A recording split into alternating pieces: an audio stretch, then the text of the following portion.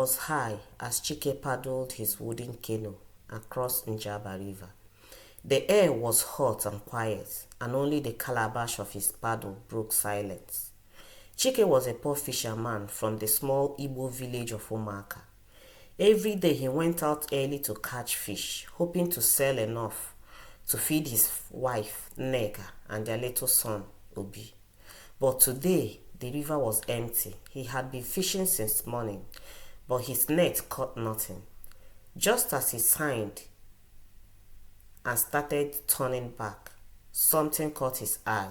It was floating gently on the water, a calabash, round, shiny and smooth. Chike had never seen one like it. It seemed to glow a little. Curious, he reached out and picked it up. Right away, he heard a whisper. "Take me, I will bring you fortune." Chike looked around. No one was there, just the sun, the river, and the strange calabash. "Who said that?" he asked, scared. Again, the voice came, soft and sweet, from inside the calabash. "Take me home, Chike. I will give you fish, gold, and everything you wish for."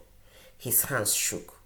He had heard old stories about spirits in the river, but never believed them. He wanted to drop the calabash, but his belly growled and he held it tighter. He placed it in his canoe and paddled back to Umuaka. That night, Chike set the calabash in the corner of their hut. Neka stared at it. "Where did you get that?" "From the river," Chike said. "It spoke to me." Neka looked worried. "Spoke? That is not a normal calabash." "But it promised to help," Chike whispered. The calabash glowed softly. "Tomorrow you will see." Outside, the wind began to howl. In the morning, Chike woke to a strong smell of fish. He ran outside and saw his canoe full of fat, fresh fish, more than he had ever caught. "Neka, come!" She rushed out.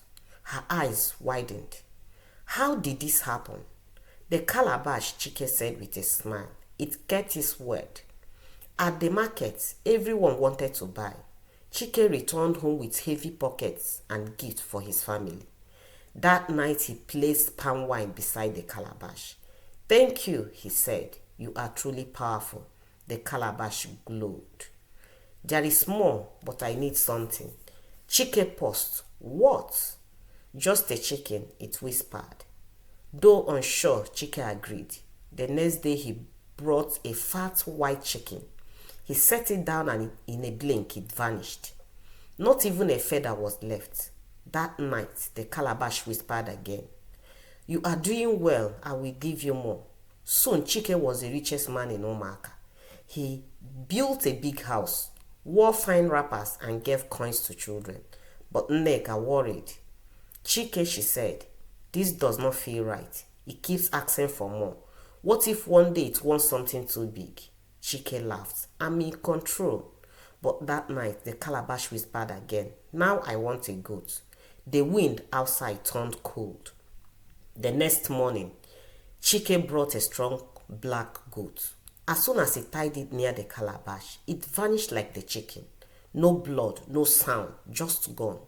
Chike shivered. Still, he said nothing. His wealth grew. He now had workers, helpers, and even a small boat of his own. But with the riches came strange things. Shadows moved at night, and Obi began to talk in his sleep. "The calabash is watching," he whispered one night. Neka heard him and sat up frightened. She shook Chike. "We must stop this. Something is wrong with that thing." "We cannot stop now," Chike said. "We have come too far." The calabash glowed from the corner. "Chike," it whispered, "bring me a ram." Chike sighed. The price was rising. One evening, the village elder, Papudo, came to visit. He looked at the calabash and frowned deeply. "This is not a blessing," he said. "This is an Omanji spirit. It gives gifts, but it always takes more." Chike shook his head. "But look at all I have." Papudo placed a charm on the floor. The calabash hissed. "See? It fears light." The elder said, "You must end this before it asks for something you cannot give." But Chike would not listen. That night, the Calabash spoke louder. Chike, I want your dog. Even Obi cried when the dog disappeared the next morning. Nneka wept. The days grew darker. Chike's words stayed, but joy left their home. Obi stopped playing. Nneka stopped singing. At night, Chike sat and stared at the glowing calabash. Then one evening, the Calabash whispered, the words Chike feared most. Now bring me a person. Chike froze. No, not a person. Yes, it said, bring me Nneka. Chike's hand shook. Outside, the wind howled louder than ever. That night, Chike did not sleep. He watched Nneka as she rested beside Obi. The wind moaned outside like a voice. The Calabash pulsed with red lights, waiting. Before sunrise, Chike took the Calabash and walked deep into the forest. The trees stood tall and silent. Birds stopped singing. Even the insects grew quiet.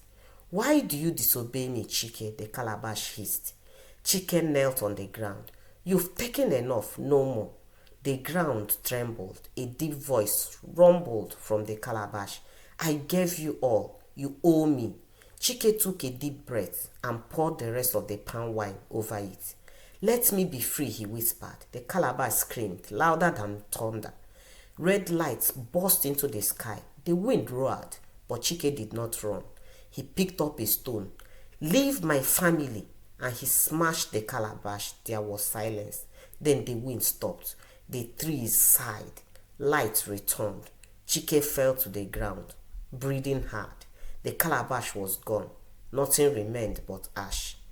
When he returned home, Obi ran into his arms. Nneka stood outside the hut, tears in her eyes. They did not need words. That night, the earth roasted yam by the fire. No gold, no riches, but laughter filled the air again. And though the nights were dark and the fish were few, peace lived in their hearts. Chike had learned, not all gifts are worth the cost, and some spirits must never be invited home.